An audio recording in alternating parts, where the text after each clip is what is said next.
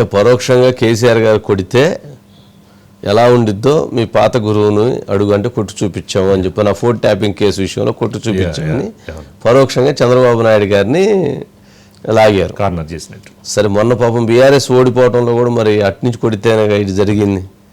మనం కొట్టినప్పుడు అవతల కూడా కొడతారనేటువంటిది కొద్దిగా ఉండాలి కదా. రిటర్న్ గిఫ్ట్ అనేది ఒకటి రిటర్న్ గిఫ్ట్ అనేది అట్లాగే ఉండిద్ది కదా.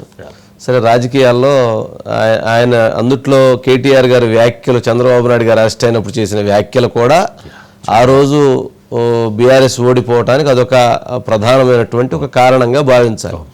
ఇక మరొక అంశం ఏంటంటే కాంగ్రెస్ రాహుల్ గాంధీని సోనియా గాంధీని అడుగు మేము కొడితే ఎలా ఉండిద్దని అన్నారు. అది తప్పు. కేటీఆర్ గారు సోనియా గాంధీ గురించి మాట్లాడటం అనేటువంటిది తెలంగాణ విషయంలో తెలంగాణ ఇవ్వటం తీసుకురావటం అనేటువంటిది ప్రయత్నం కేసీఆర్ గారు చేసినా కానీ ఇచ్చింది మాత్రం సోనియా గాంధీ గారు. ఆ రోజు అంత పెద్ద యుద్ధం చేసినా కానీ ఆమె ఇచ్చినటువంటి ఆమెని వీళ్ళు ప్రతి సందర్భంలో కూడా అమర్యాదగా మాట్లాడాల్సినటువంటి అవసరం అయితే లేదు. అది వాళ్ళ విజ్ఞత అనేది ఆధారపడి ఉంటుంది.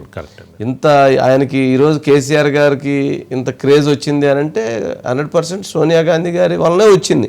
ఇంకా లేకపోతే సోనియా గాంధీ గారు లేకపోతే ఎవరిచ్చేవాళ్ళు? తెలంగాణ రాష్ట్రాన్ని ఇచ్చేటువంటి పరిస్థితి ఆ రోజుల్లో లేదు కదా. మరి ఆమె ఇచ్చింది.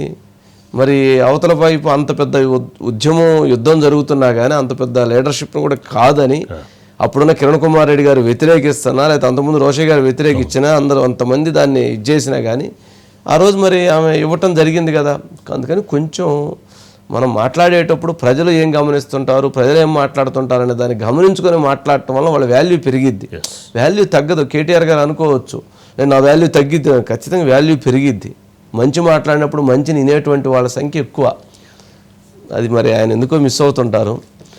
సరే చూద్దాం. మరి ఏపీలో పార్టీ నష్టపోతుంది అని తెలిసి కూడా సోనియా గాంధీ ఆ రోజున తెలంగాణ ఇవ్వడం జరిగింది. సరే ఏదన్నా కానీ సరే అవన్నీ చాలా నష్టపోయింది. చాలా నష్టపోయింది. మరి తెలంగాణలో మరి ఇచ్చి కూడా ఆమె